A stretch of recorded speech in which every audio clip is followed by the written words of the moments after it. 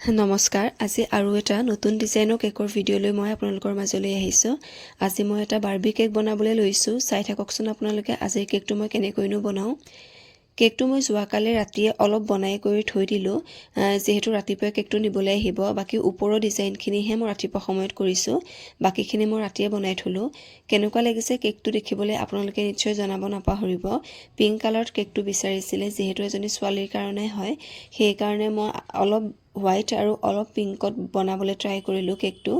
বাকী কেকটো দেখি কেনেকুৱা লাগিছে আপোনালোকে জনাব।